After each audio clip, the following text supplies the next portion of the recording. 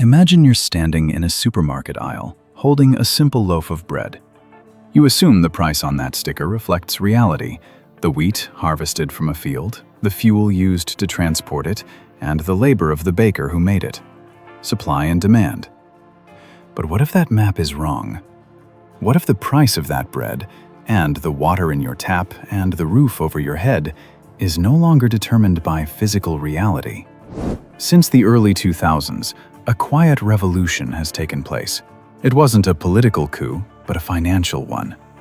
For every barrel of real oil, for every bushel of actual wheat, there are now hundreds of paper barrels and bushels trading on Wall Street. This isn't just inflation. This is the derivative dog wagging the physical tail. Hello and welcome back to AI-Powered Studio. I'm your Dallin.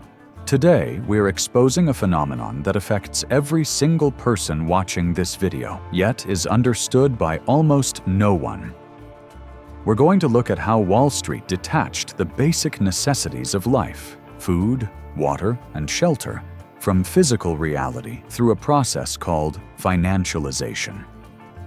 We need to talk about the paper market, a world where bankers who have never touched a shovel or a plow determine the price of your survival. We will investigate how commodities became casino chips and why this carefully constructed illusion is leading us toward a far more dangerous reality.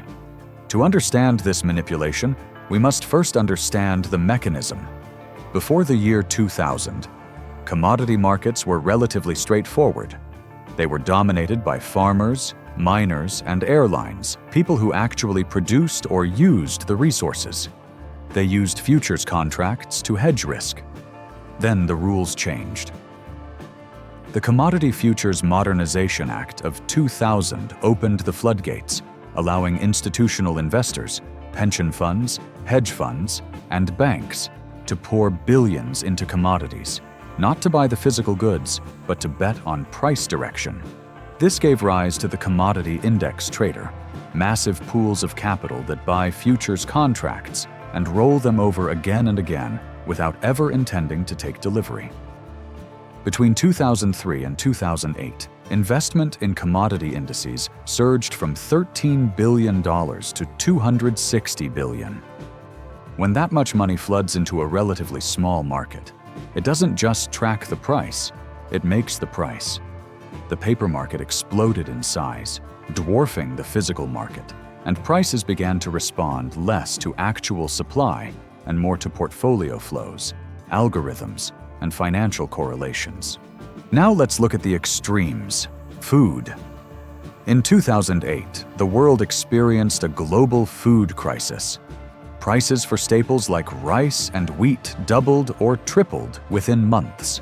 Riots broke out in more than 30 countries, and millions were pushed toward hunger. But was there a global drought? Did crops suddenly fail? No. Global grain production was actually rising. The supply existed, yet the price was dictated by the paper market. As the housing market collapsed, speculators fled into grain futures, treating wheat like a tech stock. Major banks created commodity index funds that required them to hold long positions in food futures, generating artificial demand and sending signals of scarcity even when storage silos were full. The result was a system where profit margins in financial centers took precedence over food security across the world. This wasn't a malfunction. It was the system functioning exactly as designed. But surely nature itself couldn't be financialized.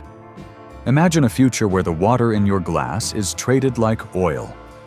That future arrived in December 2020, when the Chicago Mercantile Exchange launched the first water futures market tied to California's spot price. The justification was risk management and price discovery for farmers. But we've seen this script before. When a life-sustaining resource becomes a financial asset, it invites players whose only interest is volatility.